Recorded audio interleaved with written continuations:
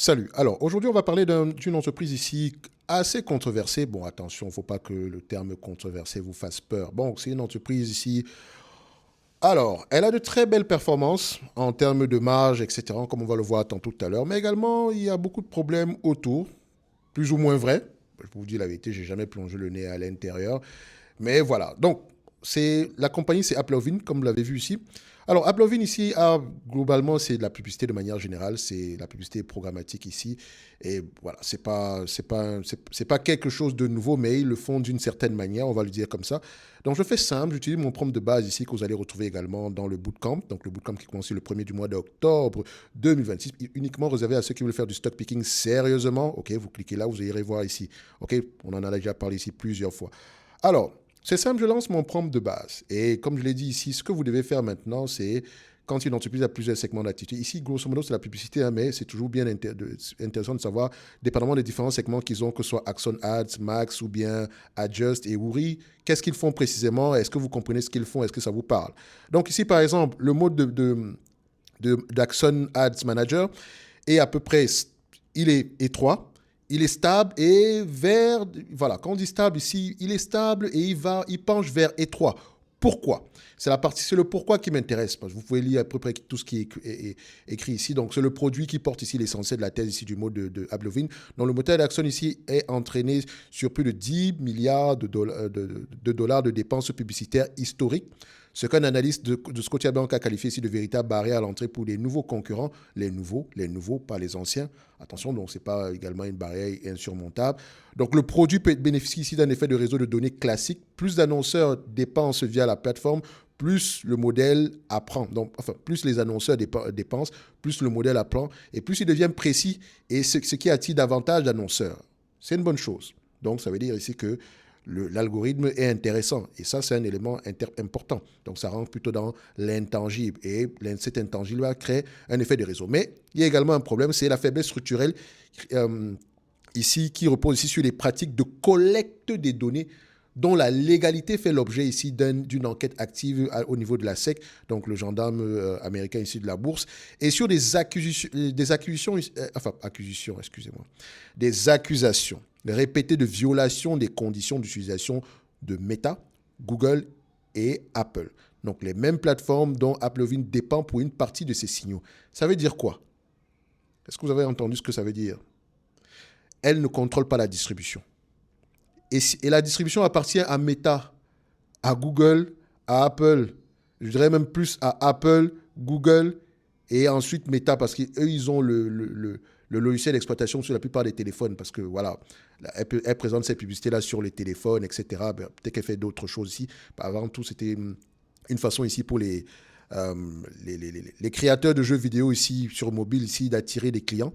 OK? Vous voyez, quand vous jouez un jeu vidéo ici gratuit, etc., voilà, vous avez souvent de la publicité dessus.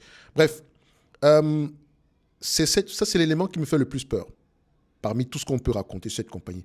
Parce que ici, connaissant Meta, Google et Apple, ces gens-là ont tendance à changer leurs conditions d'utilisation.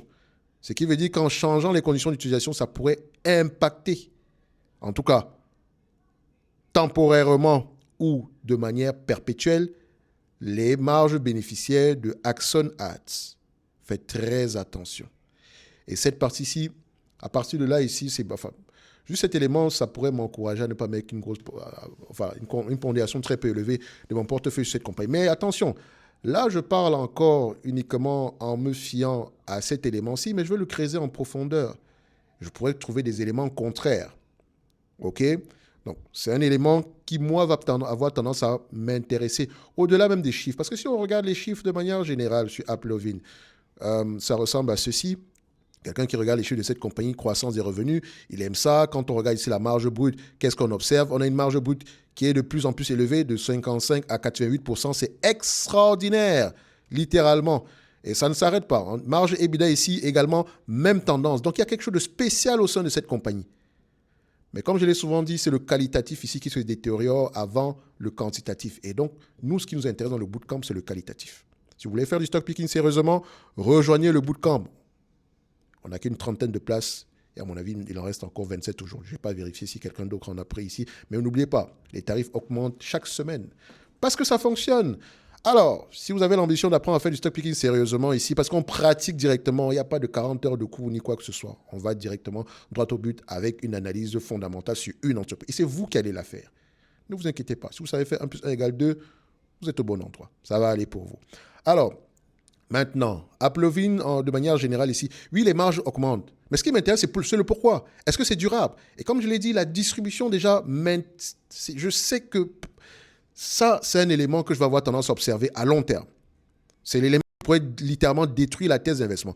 Après, il y a un autre segment qu'on appelle ici Max. Max, ici, c'est le produit le plus directement exposé à la concurrence frontale sur Android. Applovin détient environ 24% de part de marché ici, la médiation publicitaire. Derrière Google AdMob qui a 28% et son rival direct ici qui est Unity, Level Play, donc Unity, je pense que Unity sont cotés également en bourse, issu de la fusion ici avec Iron Source. Et elle a lancé ici sa propre plateforme d'enchères pilotée par intelligence artificielle nommée Vector pour concurrencer directement ce produit. Bref, de manière générale, contrairement à Axon Ad Manager, Max ne bénéficie pas davantage de différenciation ici au niveau de la technologie. Si vous avez également Adjust, vous avez également Woori qui est plutôt... Woori reste ici le pari d'expansion le plus récent et le moins mature du portefeuille. Donc le produit fait face ici au niveau nettement plus établi dans la publicité télévisuelle connectée, notamment avec The Trade Desk, donc décrit comme un rival redoutable grâce à sa capacité étendue de plateforme côté demande, côté demande, donc au niveau ici de la demande, à ses relations ici approfondies avec les fournisseurs de contenu ainsi que Roku. Donc on peut voir ici, juste pour TTD, d'accord? On voit ça, TTD. Vous voulez voir à quoi ça ressemble TTD? C'est un plongeon. Donc qu'est-ce qui se passe sur TTD? La concurrence est de plus en plus rude sur son segment principal qui est transformé ici la médiation publicitaire ici au niveau ici de tout ce qui concerne la télévision connectée. Donc vous voulez faire concurrence à un business qui est établi depuis très longtemps et qui se comporte très très mal, enfin qui souffre en date d'aujourd'hui parce qu'elle est de plus en plus concurrencée par des entreprises comme Roku, qui s'est fait racheter dernièrement, ou bien qui est en phase de se faire racheter, des entités comme... Parce qu'ils détiennent la distribution Roku. Et encore une fois, on revient encore avec cette affaire de distribution-là.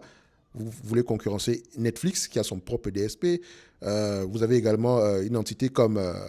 comment elle s'appelle encore Amazon. Mais ça ne veut pas dire que The Trade Desk va mourir.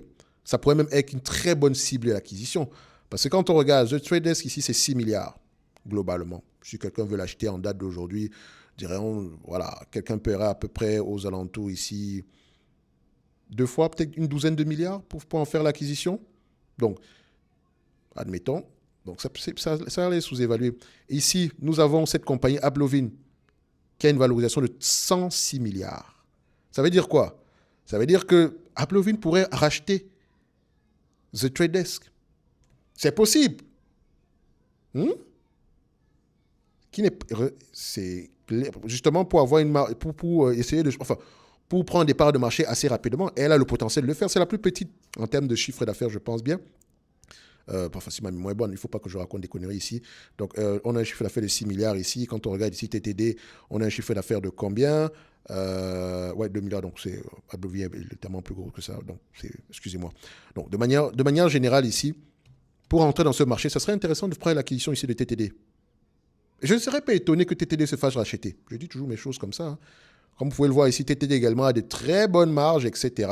Mais je sais, on est là pour étudier Applovin, mais voilà, c'est pour ça que c'est intéressant de regarder les secteurs d'activité, voir qui est-ce qui est en difficulté, où est-ce qu'on va, et regarder à peu près ceux qui étaient déjà là avant, qu'on appelle généralement les legacy ou bien les incumbents, un truc comme ça. Bon, excusez-moi, c'est le terme qu'on utilise en anglais, je le prononce en français ici, mais voilà. Donc vous voyez ici que TTD a des marges bénéficiaires de 23%, alors que Applovin, même pas alors parce que c'est mauvais, Applovin ici a des marges EBITDA ici de l'ordre de 79%. En tout cas, Applovin est très bien positionné pour consolider ce secteur d'activité-là. Mais bref, refermons cette parenthèse-là. Maintenant, en date d'aujourd'hui, vous connaissez à peu près le risque.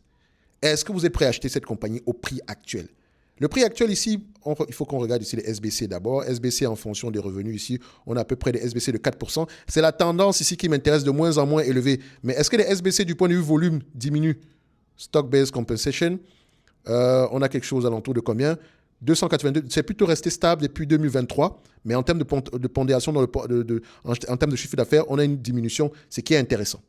Donc, je peux payer disons, hypothèse de ciel bleu, les marges ne changent pas, la croissance continue, on peut payer 25 fois les bénéfices.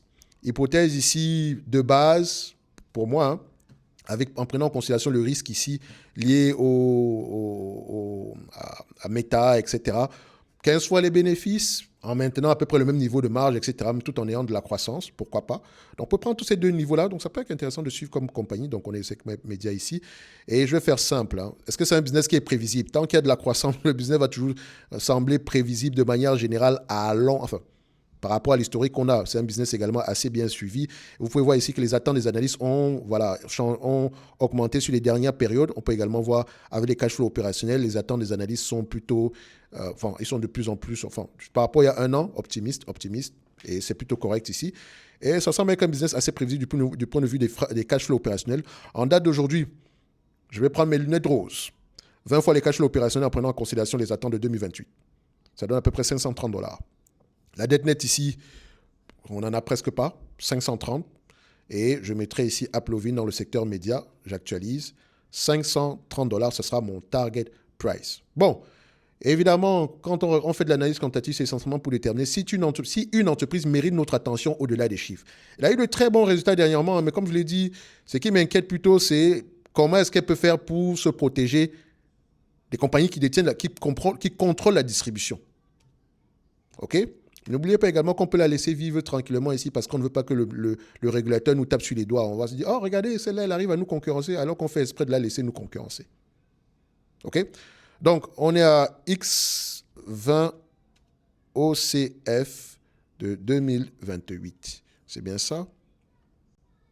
Ouais, c'est ça, 2028. Donc, ceci n'est que mon avis et non un conseil d'investissement. Comme d'habitude, je me réserve pleinement et royalement le droit de me tromper. Je pense qu'au prix actuel, ça pourrait être intéressant en termes... Mais ça va, je vais écrire ça sur le voilà, segment spéculatif ici. C'est pas, oui, ils ont des marges, etc. Mais ce risque-là, il me rappelle trop une entreprise. Je pense que si ma mémoire est bonne, c'est pas la compagnie qu'on appelle Pubmatic, un truc comme ça. Attendez, est-ce que c'est ça? Ouais, c'est ça. Hein, ça me rappelle un peu ce type d'entreprise. Je sais qu'elle avait également un problème de distribution. Je sais, enfin, si ma mémoire est bonne. Mais bref, ça peut être intéressant comme entreprise à aller regarder en profondeur. Ceci n'est que mon avis et non un conseil d'investissement. Comme d'habitude, je me réserve pleinement et royalement le droit de me tromper. N'oubliez pas, le bootcamp, c'est le 1er du mois d'octobre. Il y a 30 places.